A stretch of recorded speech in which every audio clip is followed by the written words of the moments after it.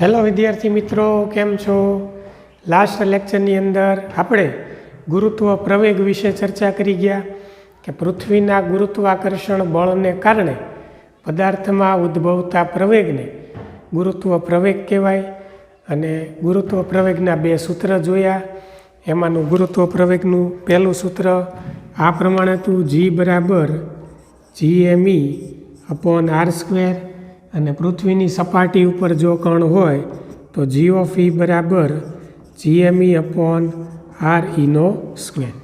આવા બે સૂત્રનો અભ્યાસ કર્યો તથા આપણે જોયું કે પૃથ્વી છે એ એના વિષુવવૃત્ત આગળ સહેજ ઉપસેલી છે અને ધ્રુવ પાસે ચપટી છે, એટલે વિષુવવૃત્ત પાસે ત્રિજ્યા 21 કિલોમીટર જેટલી વધારે છે અને ધ્રુવ પાસે એટલી જ ત્રિજ્યા ઓછી છે. તેથી વિષુવવૃત્ત પાસે ગુરુત્વ પ્રવેગનું મૂલ્ય ઓછું છે અને ધ્રુવ પાસે ગુરુત્વ પ્રવેગનું મૂલ્ય વધારે છે.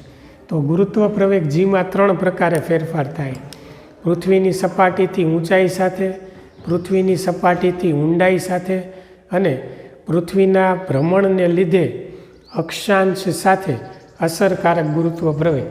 તો આજના ટોપિકની અંદર આપણે પૃથ્વીની સપાટીથી ઊંડાઈ ઉપર તમે જાઓ, પૃથ્વીની અંદર ખાડો ગાળી અને ઊંડે સુધી આપણે જતા જઈએ, બરાબર? તો ઊંડાઈ સાથે ગુરુત્વ પ્રવેગ જીમાં કેવો ફેરફાર થાય અને તેનું સૂત્ર શું છે તેની આપણે આજના લેક્ચરની અંદર ચર્ચા કરી ગુરુત્વ પ્રવેગ વિરુદ્ધ અંતરનો આલેખ જોશું. તો ચાલો સૌપ્રથમ આપણે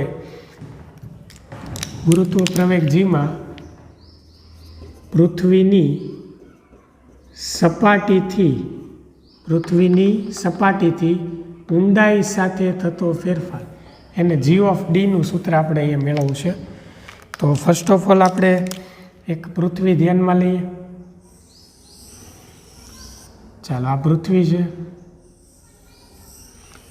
એ અસંખ્ય પોલી સમકેન્દ્રીય ગોળાકાર કવચોની બનેલી છે એવું આપણે માની લઈએ. ચાલો, પૃથ્વીની ત્રિજ્યા re છે, પૃથ્વીનું જે દળ છે એ me જેટલું છે, આ પૃથ્વીનું કેન્દ્ર, બરાબર? તો પૃથ્વીની સપાટીથી d જેટલી ઊંડાઈએ એક P બિંદુ પાસે m દળના કણનો વિચાર કરો. પૃથ્વીની સપાટીથી આપણે ખાડો ગાળી d જેટલી ઊંડાઈ આવ્યા, ત્યાં P બિંદુ પાસે એક m દળનો કણ છે જેનું પૃથ્વીના કેન્દ્રથી અંતર r છે, બરાબર? તો આ અંતર r છે. તો આપણે અહીંયા લખી શકીએ કે r બરાબર re-d. હવે પૃથ્વી જે છે, બરાબર, એને એક આપણે r ત્રિજ્યાનો ગોળો ગણી શકીએ જેનું દળ m' છે, અને d ત્રિજ્યાની આપણે એક એને ગોળાકાર કવચ ગણી શકીએ.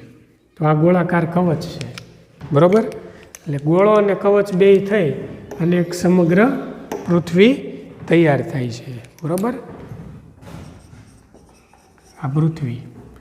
ચાલો, તો લખશું આપણે પૃથ્વીની સપાટીથી d ઊંડાઈએ P બિંદુએ m દળના કણનો વિચાર કરો, બરાબર? તેનું પૃથ્વીના કેન્દ્રથી અંતર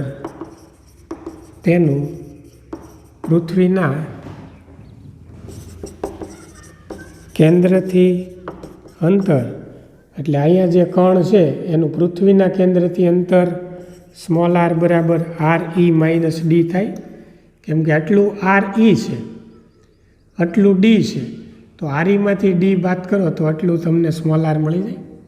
એટલે આખું મોટું અંતર, મોટી ત્રિજ્યા re છે, કુલ દળ me છે, બરાબર? તો re-d થશે. આને આપણે નામ આપીએ સમીકરણ નંબર 1. ચાલો આગળ વધીએ. તો આ કણ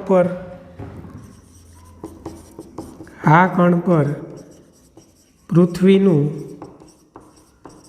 ગુરુત્વાકર્ષણ બળ ગણવા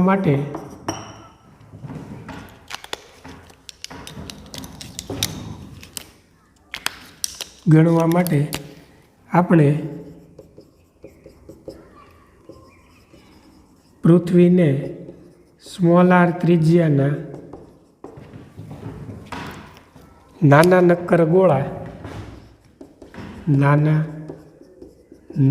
ગોળા કે જેનું દળ એમ ડેશ છે, સ્મોલ આર ત્રિજ્યાનો નાના નક્કર ગોળા અને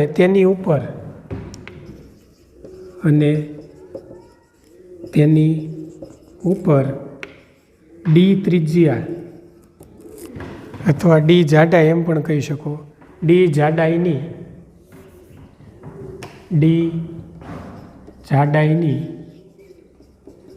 ગોળાકાર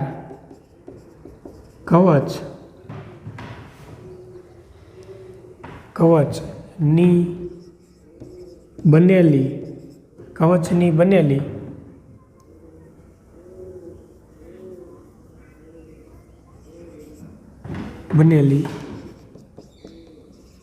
કલ્પી શકાય.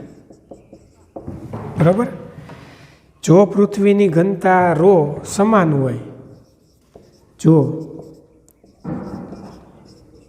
પૃથ્વીની ઘનતા ρ, એને ρ કહેવાય, સમાન હોય તો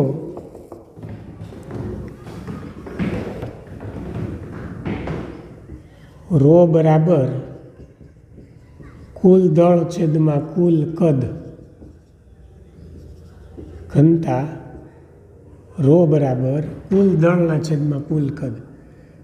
ચાલો, કુલ દળ કેટલું છે? એમ જેટલું પૃથ્વીનું કુલ કદ કેટલું છે? તો પૃથ્વી ગોળાકાર છે ને ગોળાનું કદ કેટલું હોય? 4/3 પાય આર ઈનો ઘન. ક્ષેત્રફળ હોય ગોળાનું તો 4πr², પણ કદ હોય તો 4/3 પાય આર ઘન, જે તમે ધોરણ 10માં ગણિતમાં ભણીને આવ્યો છો. તો કુલ દળના છેદમાં કુલ કદ આપણને મળી ગયું. આને નામ આપીએ સમીકરણ 2. ચાલો, હવે તેથી આપણે આગળ જો વાત કરીએ તો સ્મોલ આર ત્રિજ્યાના નાના ગોળાનું દળ, તેથી સ્મોલ આર ત્રિજ્યાના એટલે વચ્ચેના સ્મોલ આર ત્રિજ્યાના નાના ગોળાનું દળ એમ ડેશ. ચાલો, એમ ડેશ બરાબર શું થાય? અહીંથી દળને સૂત્રનો કરતા કરો તો ઘનતા ગુણ્યા કદ થાય, અથવા કદ ગુણ્યા ઘનતા થાય. તો હવે આપણે સ્મોલ આર ત્રિજ્યાના ગોળાનું દળ લેવું છે એમ ડેશ, તો એ કેટલું થાય? ગોળાનું કદ ગુણ્યા ρ, એટલે દળ બરાબર ગોળાનું દળ એમ ડેશ બરાબર ગોળાનું કદ ગુણ્યા ઘનતા, આવું થશે. ચાલો, ગોળાનું કદ કેટલું હોય? 4/3 પાય આર ઘન. જો નાના ગોળાની વાત કરું છું, આ સ્મોલ આર ત્રિજ્યાના ગોળાની વાત છે, અને એની ઘનતા કેટલી છે? ρ જેટલી. તો એમ ડેશ મળી ગયું. આને નામ આપો સમીકરણ 3. અહીં આપણે લખીશું, તેથી પી આગળ ગુરુત્વ પ્રવેગ, તેથી પી બિંદુ આગળ ગુરુત્વ પ્રવેગ.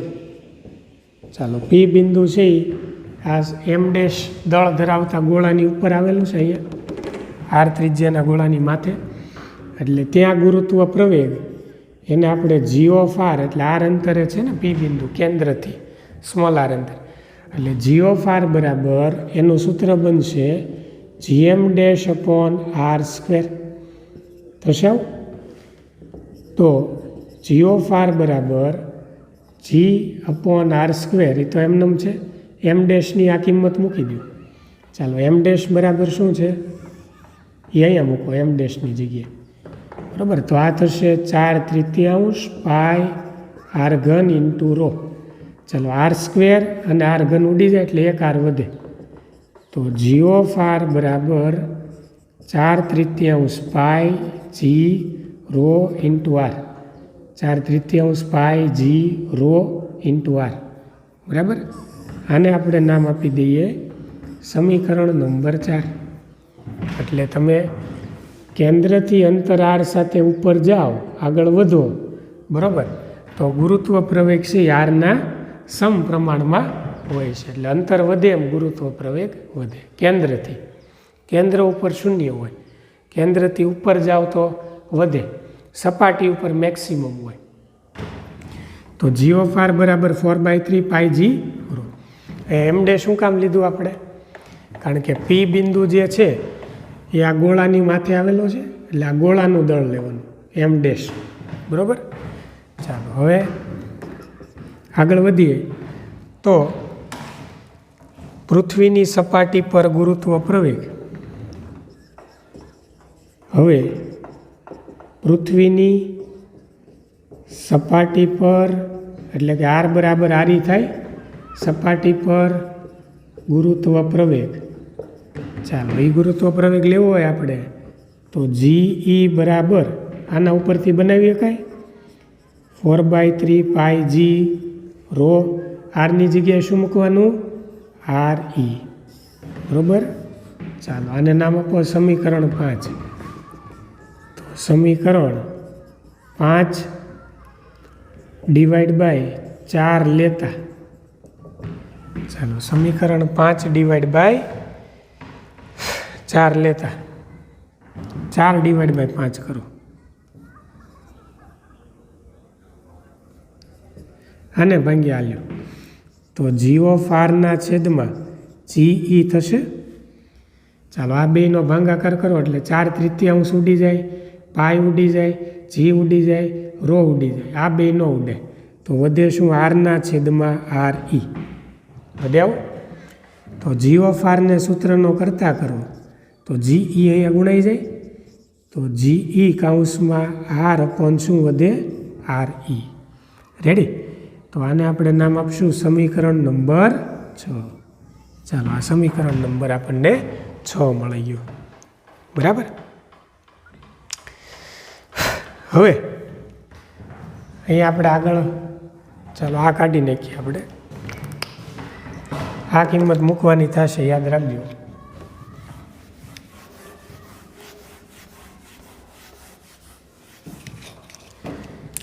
ચાલો અહીંયા આપણે લખીશું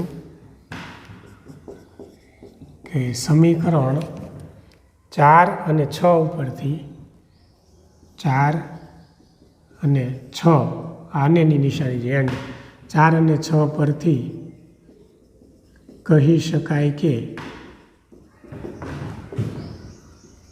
પૃથ્વીના કેન્દ્રથી અંતર આર સાથે ગુરુત્વ પ્રવેગ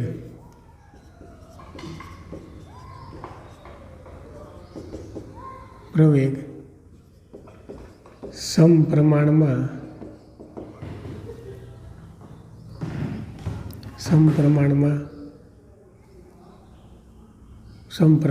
છે. એટલે કે જી ઓફ આર ચલે છે આર, તેથી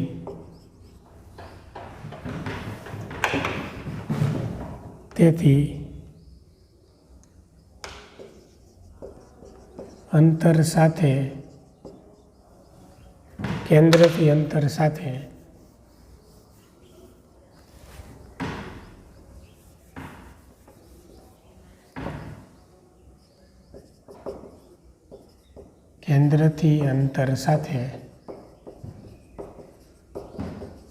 ગુરુત્વ પ્રવેગ વધે છે. આર વધે, કેન્દ્રથી તમે ઉપર જાઓ એટલે આર વધે એટલે ગુરુત્વ પ્રવેગ વધે. સિમ્પલ. જો અહીંયા જી ઓફ આર આરના સમપ્રમાણમાં છે, અહીંયા જી ઓફ આર આરના સમપ્રમાણમાં છે. આ બધું અચળ છે. 4/3 પાઈ જી રો અચળ, અહીંયા જી નારી અચળ, એટલે જી ઓફ આર આરના સમપ્રમાણમાં, જી ઓફ આર આરના સમપ્રમાણમાં. બરાબર. ચાલો આગળ વધીએ.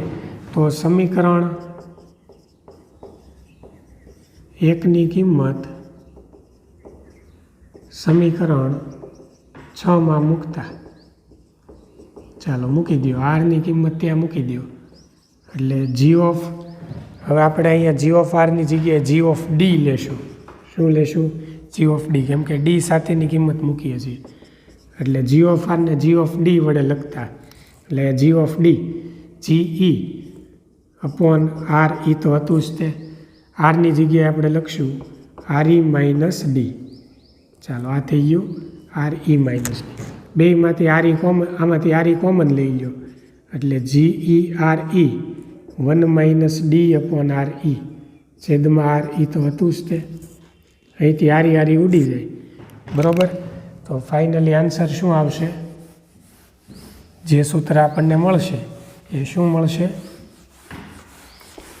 તો કે જી ઓફ ડી એટલે ઊંડાઈ સાથે ગુરુત્વ પ્રવેગ, ઊંડાઈ સાથે ગુરુત્વ પ્રવેગ જી ઓફ ડી બરાબર g E 1 minus D upon R E. બરાબર. આ યાદ રાખવાનું. આને આપણે નામ આપીએ સમીકરણ 7, જે ઊંડાઈ સાથે ગુરુત્વ પ્રવેગ જીમાં થતો ફેરફારનું સૂત્ર છે, જે સૂચવે છે કે પૃથ્વીની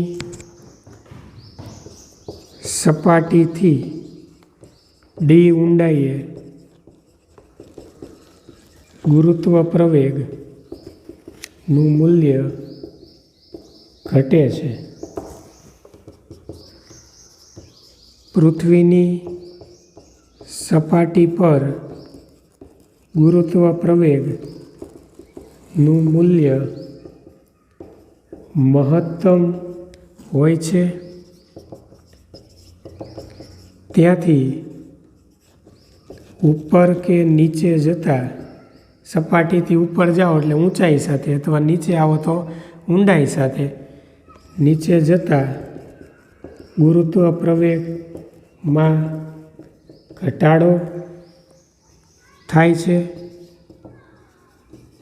પૃથ્વીના કેન્દ્ર પર ગુરુત્વ પ્રવેગનું મૂલ્ય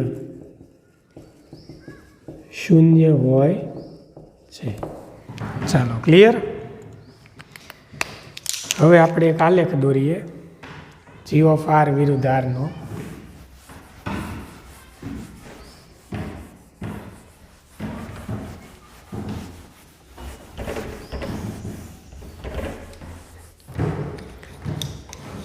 ચાલો, અહીંયા આપણે લખીશું જી ઓફ આર વિરુદ્ધ આરનો આલેખ. ચાલો, અહીંયા ધ્યાન આપો.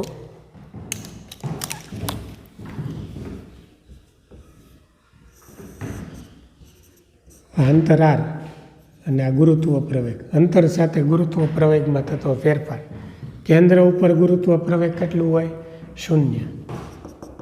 કેન્દ્ર પર ગુરુત્વ પ્રવેગ જી ઓફ આર 0. કેન્દ્ર ઉપર 0. બરાબર? કેમ કે અંતર જ 0 થયું ને, એટલે ત્યાં 0, ગુરુત્વ પ્રવેગ 0. બરાબર? ચાલો, જેમ જેમ તમે કેન્દ્રથી પૃથ્વીની સપાટી સુધી જાઓ, માનો કે અહીંયા પૃથ્વીની સપાટી આવી ગઈ, પૃથ્વીની સપાટી ઉપર આર બરાબર આર, એટલે આ સપાટી ઉપર ગુરુત્વ પ્રવેગ જી ઓફ આર કેવું હોય? મેક્સિમમ. અને કેન્દ્રથી સપાટી સુધી જી ઓફ આર છે એ આરના સમપ્રમાણમાં વધે. તમે પૃથ્વીની સપાટીની બહાર નીકળો એટલે ગુરુત્વ પ્રવેગ અંતરના વર્ગના વ્યસ્ત પ્રમાણમાં ઘટે. બરાબર? આ અંદર, આ બહાર, આ કેન્દ્ર ઉપર અને આ સપાટી પર. બરાબર? સપાટી પર મેક્સિમમ, કેન્દ્ર ઉપર 0. કેન્દ્રથી જેમ ઉપર જાઓ, બરાબર, સપાટી સુધી જાઓ, એમ ગુરુત્વ પ્રવેગ અંતર આર સાથે વધે. પણ પૃથ્વીની સપાટીની બહાર નીકળી જાઓ એટલે ઊંચાઈ સાથે આગળ વધો તો ગુરુત્વ પ્રવેગ જીમાં અંતરના વર્ગના વ્યસ્ત પ્રમાણમાં શું થાય? ઘટાડો થાય. કયું સૂત્ર? ગુરુત્વ પ્રવેગનું આપણે ભણી ગયા. ગુરુત્વ પ્રવેગ G બરાબર GME/r². એટલે ગુરુત્વ પ્રવેગ અંતરના આરના વ્યસ્ત પ્રમાણમાં ઘટે, પણ ક્યાં? પૃથ્વીની સપાટીની બહાર.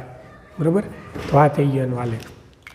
જો આકૃતિ પરથી સમજાવું તો આ પૃથ્વી છે, આ કેન્દ્ર છે. કેન્દ્ર ઉપર જીનું મૂલ્ય કેવું હોય? 0. કેન્દ્રથી જેમ ઉપર જાઓ બરાબર એમ G(r) આરના સમપ્રમાણમાં હોય. ત્યાંથી ઉપર જાઓ તો G(r) 1/r² મુજબ ઘટતું જાય. બરાબર? વળી પાછા સપાટીથી જેમ નીચે આવો એટલે અંતર ઘટતું જાય અંતર 0 થઈ જાય. તો અહીંયા ગુરુત્વ પ્રવેગ ઘટે. એટલે ઉપર જાઓ કે નીચે આવો ગુરુત્વ પ્રવેગ ઘટે. સપાટી ઉપર કેવું હોય? સપાટી ઉપર G કેવું હોય? મેક્સિમમ. અહીંયા G 0 હોય. અંતર r સાથે વધે. નીચે આવો તો ઘટે, પછી ઉપર જાઓ તો વધે. જો આ બધું લખેલું છે, આ પ્રમાણે લખી નાખો. બરાબર?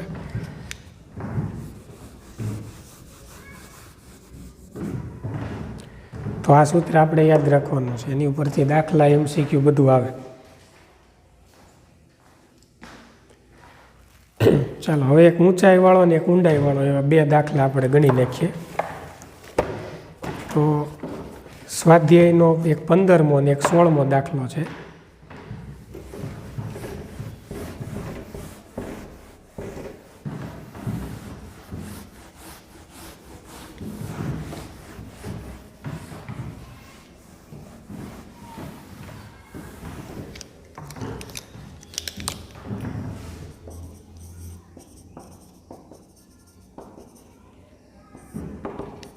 સ્વાધ્યાયનો દાખલા નંબર 15 ઊંચાઈ માટેનો. બરાબર? ચાલો રકમ અહીંથી બોલું છું. એક પદાર્થનું પૃથ્વીની સપાટી પર વજન 63 ન્યૂટન છે. પૃથ્વીની સપાટી પર વજન એટલે W બરાબર mg. તો પૃથ્વીની સપાટી ઉપર કેટલું છે? 63 ન્યૂટન છે. બરાબર? તો પૃથ્વીની ત્રિજ્યા કરતાં અડધી ઊંચાઈએ, એટલે અહીંયા તમને r બરાબર re/2, એટલે ત્રિજ્યા કરતાં અડધી ઊંચાઈએ ગુરુત્વ બળ કેટલું હશે? એટલે અહીંયા આપણે W' ગુરુત્વ બળ એટલે વજન બળ ગણવાનું છે. ગુરુત્વ બળ એટલે વજન બળ, W' આપણે ગણવાનું છે. તો ચાલો ઊંચાઈવાળો દાખલો થયો. તો અહીં આપણે સૂત્ર લખશું. પૃથ્વીની સપાટીથી h ઊંચાઈએ ગુરુત્વ પ્રવેગનું સૂત્ર G(h) બરાબર GE (1 - h/re²). કાલ ભણી ગયા ને? ચાલો આ કિંમત મૂકી દો. તો G(h) બરાબર GE (1 + h) ની જગ્યાએ શું મૂકશું? re/2. એટલે re/2 re તો હતું જ તે. h ની જગ્યાએ re/2 લીધું. re કેન્સલ, માટે સ્ક્વેર તો છે જ. તો આ થઈ ગયું 1 + 1/2 GE (1 + 1/2)². તો આ થઈ ગયું GE 1 + 1/2, 2 × 2 + 1 એટલે 3/2². ચાલો 3/2 એટલે કેટલા થાય? 9/4. છેદનો છેદ ક્યાં જાય? અંશમાં, એટલે 4/9 GE. બરાબર? તો આ થઈ ગયું G(h). તો h ઊંચાઈએ ગુરુત્વ પ્રવેગ કેટલું હોય? 4/9 GE જેટલું. બરાબર? તો ત્રિજ્યા કરતાં અડધી ઊંચાઈએ ગુરુત્વ બળ એ વજન બળ W' બરાબર m(g(h) આવું થશે. બરાબર? ચાલો તો m × g(h) કેટલું છે? 4/9 GE જેટલું. આ મળ્યું ને આપણને? તો m × g કેટલું છે? ચેક કરો. એમ ઇન્ટુ જી 63 છે, તો 4/9 એમ ઇન્ટુ જી એટલે 63 ન્યૂટન. 9 સત્તુ 63, 7 ચોક 28 ન્યૂટન. તો પૃથ્વીની ત્રિજ્યા કરતાં અડધી ઊંચાઈએ તમે જાઓ તો ત્યાં 63 ન્યૂટનનું કેટલું મળે? 28 ન્યૂટન મળે આપણને. બરાબર? એક પદાર્થનું વજન આટલું મળે. ચાલો, ક્લિયર? ચાલો, હવે દાખલા નંબર 16 જોઈએ આપણે.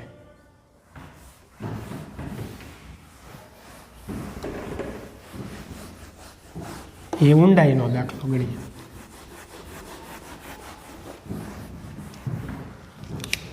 ચાલો, દાખલા નંબર 16 એની રકમમાં ધ્યાન આપો.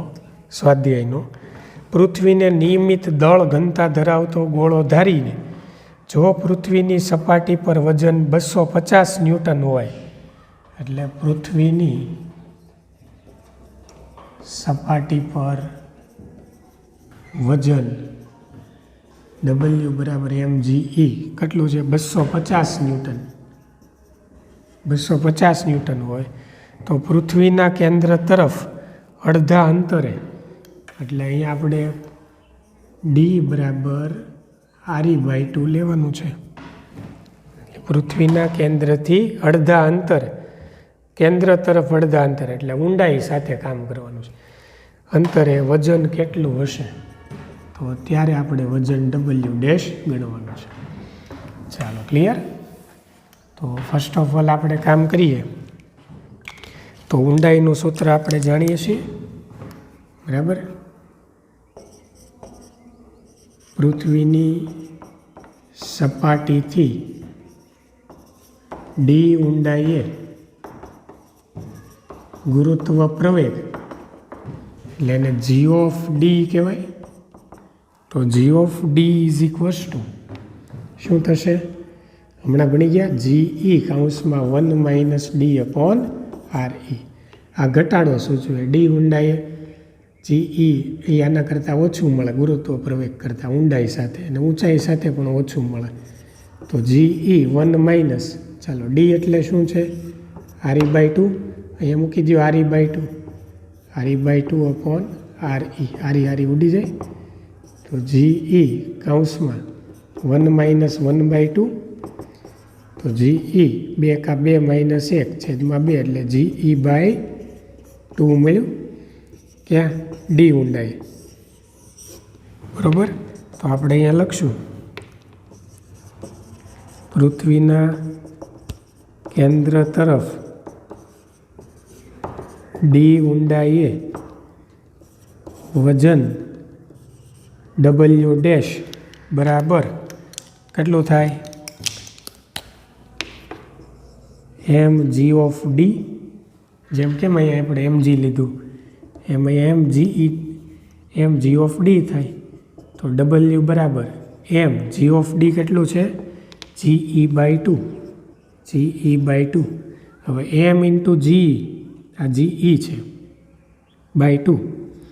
ચાલો, GE કેટલું છે? m into GE.